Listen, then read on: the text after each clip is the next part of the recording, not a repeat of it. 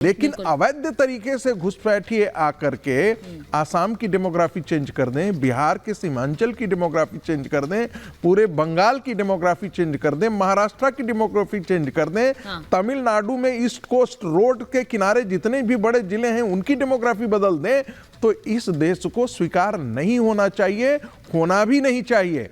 और इस देश का मुसलमान सिर्फ इस्लाम के नाम पर उन्हीं बांग्लादेशियों को शरण देने के लिए जिन्होंने इस देश को तोड़ा, तो उनके और प्रश्न चिन्ह खड़ा होगा, आने वाले दिन में भी होगा, आगे भी होगा। मैं एक बार मैं प्रेम कुमार जी बोला जा रहे हैं। प्रेम कुमार जी देखिए, मैं सिर्फ ये कह रही हूँ, एक मिनट मुमताज जी आ रही हूँ, आपके पास आ रही हूँ। मैं प्रेम कुमार जी देखिए, आज जो नरेंद्र मोदी ने बोली है, मुमताज जी सबके पास इंपॉर्टेंट पॉइंट्स है सर, एक मिनट रुक जाइए, अब आ रही हूँ आपके पास। मैं एक चीज ये पूछना चाह रही हूँ, जब नरेंद्र मोदी आज कहते हैं राम मंदिर के संदर्भ में कि कुछ लोग पीछे हट गए, कुछ लोग मैदान छोड़कर भाग गए, कुछ लोगों ने हिम्मत दिखाई, ऐसे अनगिनत फैसले, कई ऐसे फैसले उनके कार्यकाल में हुए हैं जिन पर कभी किसी ने सोचा नहीं कि फैसला हो जाएगा और ये देश वो दिन देखेगा। ये एक फैक्ट है।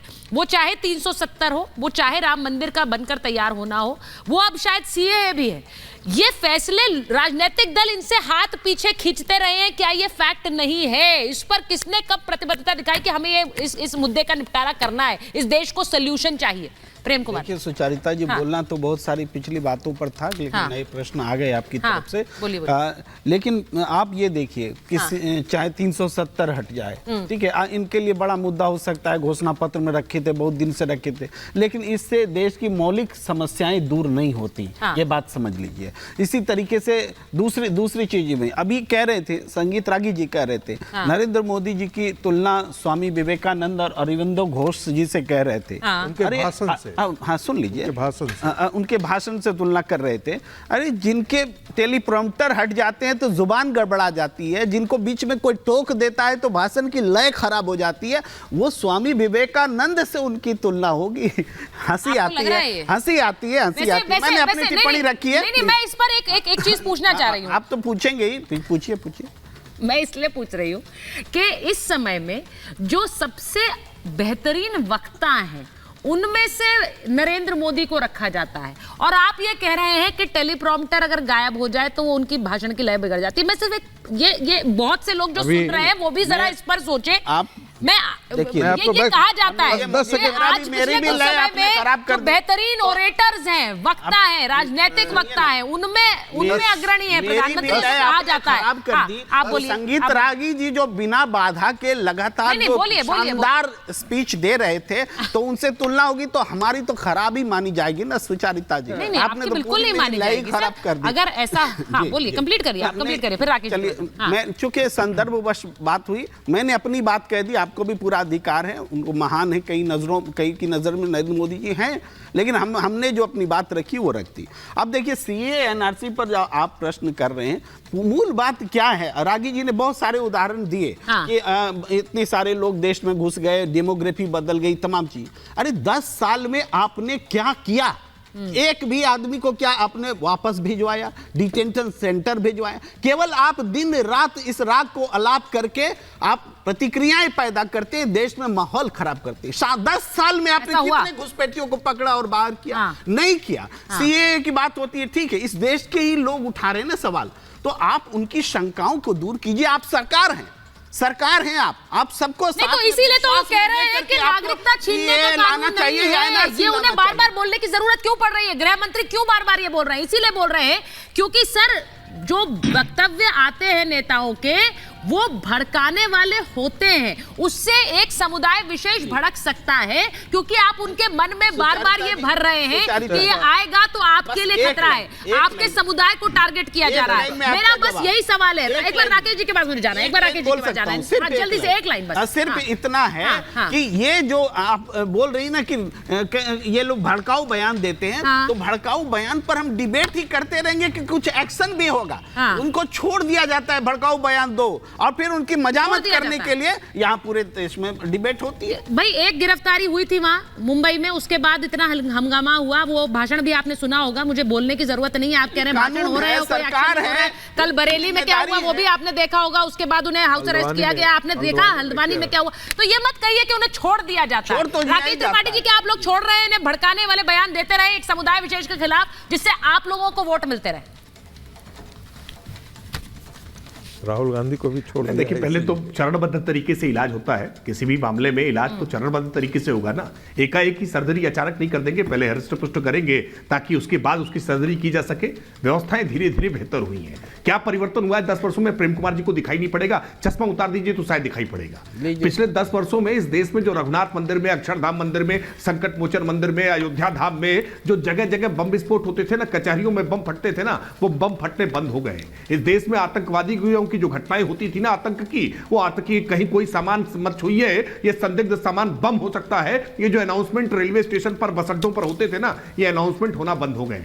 इस देश की सामान्य जनता ने अपने आप को अब सुरक्षित मानना स्वीकार कर लिया है, एक सुरक्षा का एहसास जागृत हुआ है। ये कोई छोटी बात नहीं है। अब प्रेम कुमार जी को छोटी बात लग सकती है, लेकिन जिन्होंने इन बम विस्फोटों में अपने परिजनों को खोया है ना, उनके लिए बहुत बड़ी बात है। इनके लिए अनुच्छेद 370 का मसला भी बहुत छोटा हो सकता है, क्योंकि जम्मू कश्मीर के दलितों के अधिकारों के संदर्भ में या महिलाओं के अधिकारों के संदर्भ में इनकी कोई पीड़ा नहीं हो सकती है। लेकिन हम अटक से लेकर कटक तक, कश्मीर से लेकर कन्याकुमारी तक पूरा भारत एक भारत मानते हैं, और इसीलिए कश्मीर के भारतीयों की पीड़ा भी उत्तर प्रदेश में बैठे हुए, लखनऊ में बैठे हुए मेरी पीड़ा से संबद्ध हो जाता है। वो पूरा भारत एक है, हम सब इस भारत मां के पुत्र पुत्री हैं, हम सब भाई बहन हैं। इसलिए उनकी पीड़ा से हमारी पीड़ा सीधी जुड़ती है। हो सकता है प्रेम कुमार जी की ना जुड़ती हो, लेकिन कुछ लोगों की पीड़ा बांग्लादेशी घुसपैठियों से जरूर जुड़ती है, कुछ लोगों की पीड़ा रोहिंग्या मुसलमानों से जरूर जुड़ती है। जैसे ही ये प्रस्ताव लाया जाएगा कि एनआरसी में जब आपको पता लगा कि हिंदू भी वोटर है वहां, मतलब हिंदू भी लोग हैं, सिर्फ मुसलमान नहीं है, तो आपने एनआरसी को टाल दिया। ये मुमताज जी ने सीधी सीधी बात कही है,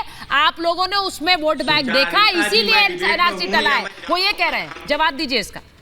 हाँ नहीं, पहले एक बात स्पष्टता से समझ लें। हाँ। सीए का मूल आधार ही है धार्मिक प्रताड़ना के आधार पर। अगर कोई निर्वासित हो रहा है धार्मिक प्रताड़ना के आधार पर, मजहबी प्रताड़ना के आधार पर, और इस बात को क्या स्वीकार कर लेंगे मुमताज आलम क्या कि पाकिस्तान में मुसलमान प्रताड़ित किया जा रहा है धार्मिक आधार पर? क्या स्वीकार कर लेंगे कि बांग्लादेश में या अफगानिस्तान में कोई मुसलमान धार्मिक आधार पर प्रताड़ित किया जा रहा है? नहीं, धार्मिक आधार पर अगर कोई मुसलमान प्रताड़ित किया जा रहा है तो आप विश्वास मानिए उसके लिए भी स्पेशल प्रोविजन बनाएंगे। लेकिन धार्मिक आधार पर यह स्वीकार तो करिए ना पहले कि आज धार्मिक आधार पर मुसलमान प्रताड़ित किया जा रहा है, ये स्वीकार कर लीजिए।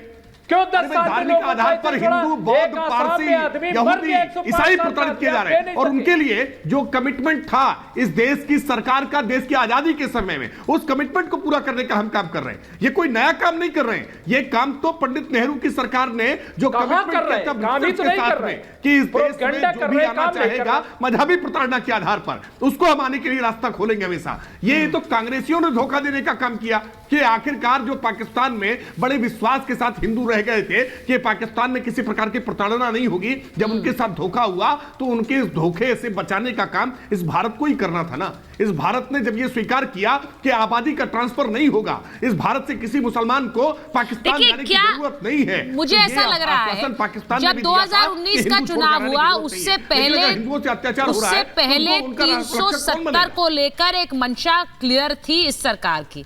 अब 2024 का चुनाव है। फखरुल साहब अगर आप सुन रहे हैं, प्रोफेसर रागी और फखरुल हसन चांद जी को स्क्रीन पर रखिए। फखरुल साहब अगर आप सुन रहे हैं, अब 2024 का चुनाव है और उससे पहले नरेंद्र मोदी की सरकार का क्या ये कमिटमेंट क्लियर है कि वो सीएए ला रहे हैं, और इसी के साथ साथ आने वाले, उन्होंने पहले बोला है अपने राज्यसभा के भाषण में, उन्होंने ये कहा था कि आने वाले समय में बहुत बड़े फैसले हम लेंगे। वो बड़े फैसले क्या हैं? क्योंकि कहा जा रहा है उनसे बाकी राजनीतिक दलों को टेंशन हो जाएगी। देखिए सुशांता जी, संगीत रागी जी को सुना मैंने, राकेश त्रिपाठी को सुना जी, और संगीत रागी जी ने, राकेश त्रिपाठी ने एक बात कही कि पाकिस्तानियों से और बांग्लादेशियों से सहानुभूति किसको है। तो मैं तो बताना चाहता हूँ सहानुभूति किसको है। संगीत रागी को सहानुभूति, राकेश त्रिपाठी की पार्टी को सहानुभूति। सीमा हैदर कौन है? किस देश से आई, कैसे घुसपैठ करके आए, कौन उसको दूल्हा दुल्हन बना के पूरे देश में घुमा रहा है, कौन वो दूल्हा दुल्हन बना के पूरे देश में घुमा रहा है, कौन उसके इंटरव्यू करा रहा है, ये भारतीय जनता पार्टी की सरकार को बताना चाहिए। देखिए भाजपा आप के पास तो सीमा मुद्दे हैदर क्या पर ही अटक हैं? गए। हिंदू मुसलमान मंदिर मस्जिद भाई भजन इस कीर्तन, देश में आजान, हम सीए दरगाह, कानून की बात कर रहे हैं, इतने नकाब, बड़े मुद्दे की बात कर रहे हैं, आप मदरसा, सीमा हैदर पे अटके हुए हैं। यूसी से सीए। उससे आगे बढ़िए भाई। अरे सुचारता जी, आपको हमारी बात अच्छी नहीं लगेगी, नहीं अच्छी नहीं लगेगी आपको। अगर कोई इसमें अच्छी और बुरी वाली नहीं बात है, मैं बड़े मुद्दे की बात कर रही हूँ, अपना कैनवस बड़ा करिए सर। सीमा हैदर पर मत अटक जाइए, ये कह रही मेरी बात सुनिए, पहले बात समझ लीजिए। हाँ। नहीं, आपको दिक्कत होगी अगर मैं सीमा हैदर का नाम लूंगा, तो जिनको सहानुभूति है उनको दिक्कत होगी। क्यों? क्योंकि घुसपैठियों से दिक्कत जिनको है वो साफ पूरा देश जानता है। मैं तो कहता हूँ हिंदू मुसलमान मंदिर मस्जिद भजन कीर्तन आजान लव जिहाद हिजाब नकाब मदरसा फिल्में मदारे यूसीसी हलाल प्रोडक्ट सीए, यही तो मुद्दे हैं भारतीय जनता पार्टी के पास। हाँ। यही बड़े मुद्दे हैं। बेरोजगारी बड़ा मुद्दा भाजपा के लिए नहीं है, महंगाई बड़ा मुद्दा भाजपा के लिए नहीं है, किसानों का मुद्दा बड़ा मुद्दा भारतीय जनता पार्टी के पास का नहीं है। केवल मंदिर और मस्जिद हिंदू मुसलमान पाकिस्तान, ये बड़े मुद्दे हैं। आप इनसे पूछिए कि देश की आंतरिक और बाहरी सुरक्षा की बात, तो बताएं क्या चीन ने हमारे पास सीमा में घुसपैठ नहीं की है, उसका कोई जवाब नहीं मिलेगा।